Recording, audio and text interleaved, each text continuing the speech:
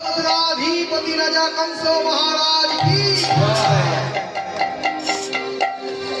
নিজের দুর্নামকে সুনামে পরিণত করবে বলে মহারাজ কংস চালাকি করতে গেলেন। আর এই চালাকির দ্বারা মহৎ কাজ সিদ্ধ করতে গেলেন মহারাজ কংস। কিন্তু চালাকির দ্বারা কোনো মহৎ কাজ হয় না।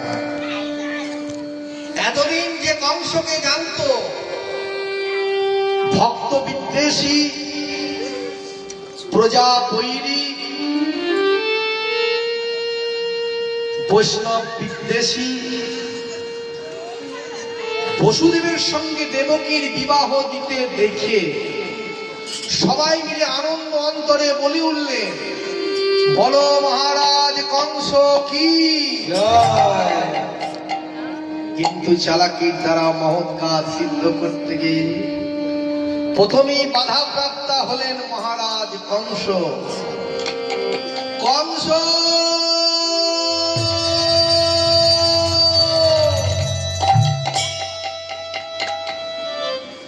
কংস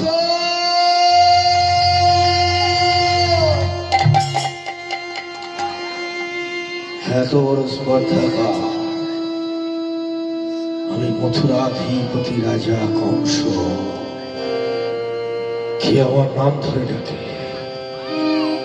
কে তোর স্বর আমি শুনতে পাচ্ছি, কিন্তু তোকে চোখে তো দেখতে পাচ্ছি না।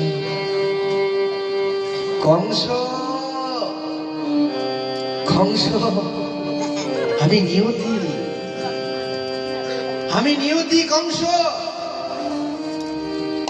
নিয়তি? হ্যাঁ কংস, তুমি কি জানো, তুমি কি জানো কংস, যে আনন্দের হাট তুমি বসিয়েছ, যে আনন্দের মেলা তুমি বসিয়েছ, তুমি যাহারে লইয়া আনন্দের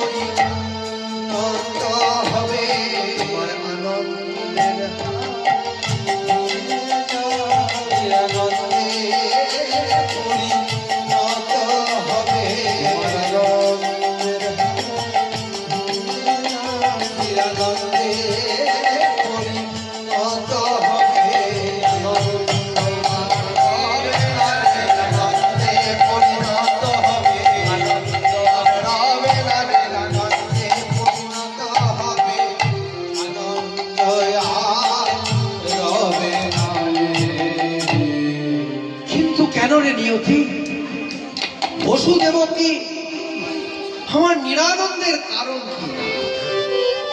তুমি কি জানো না কংস, সেই শৈশব কালে ছোটবেলায় যখন তুমি দেবাদিদেব মহাদেবের তপস্যা করছিলে, আপনারা জানেন কংসরা ছিল 9 ভাই। আর ছোট থেকেই কংস ছিল শিব ভক্ত। ছোটবেলা থেকেই একটা জায়গায় নির্জন স্থানে গিয়ে মহারাজ কংস শিবের সাধনা শুরু করলেন।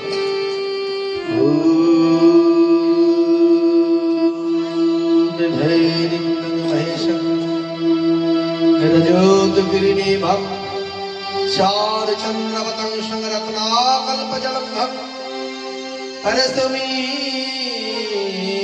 জবরাভিস্তি ভস্মপসন্নম স্তূতমরগণৈ ব্যঘ্রগিন্দিম বসাননম বিশ্বদ্রং বিশ্ববীজং নিখিল ভয় হর হরম পঞ্চবক্রম ত্রিনেত্রম। ওম নমঃ শিবায়। নমঃ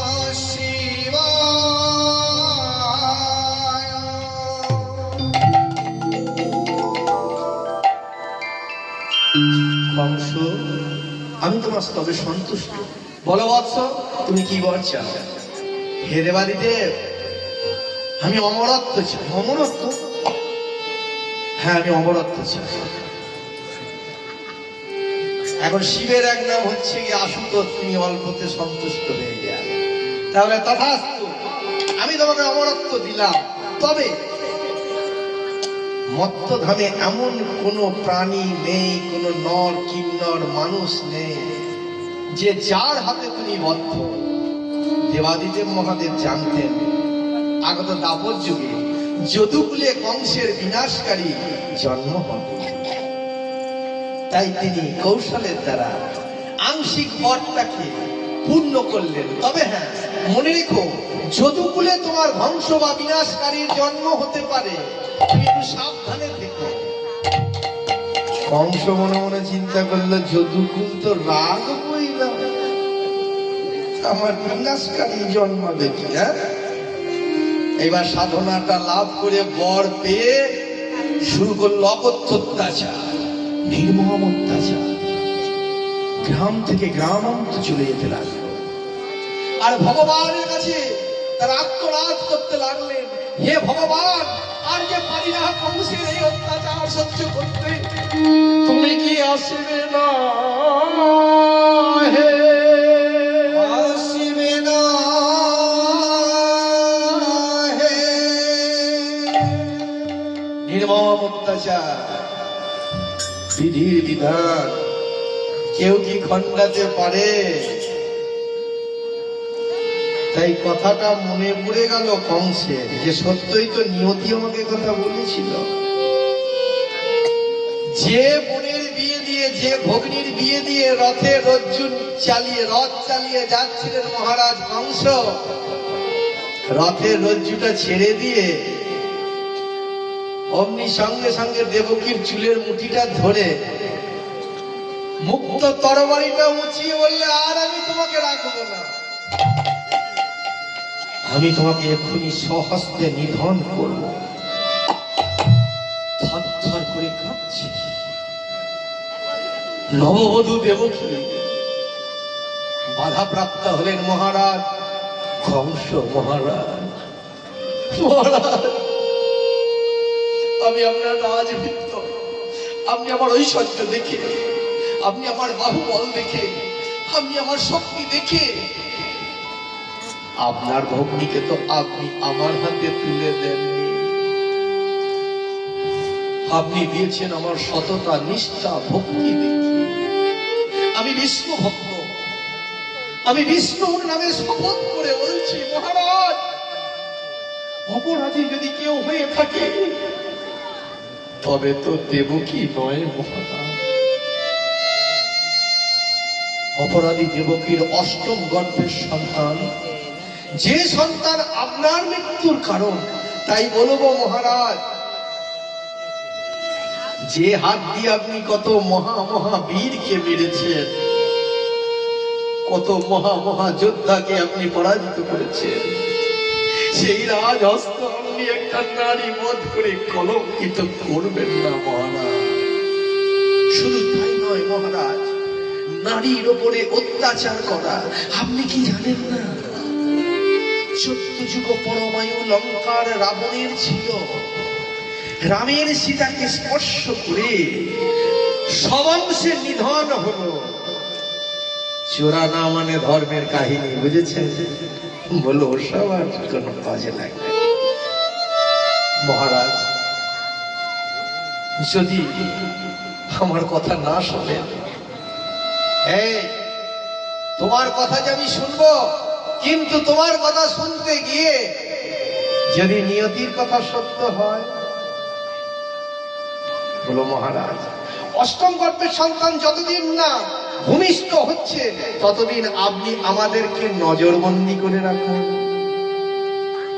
কিন্তু অষ্টম গর্ভে না পাঠিয়ে যদি প্রথম গর্ভে পাঠায়,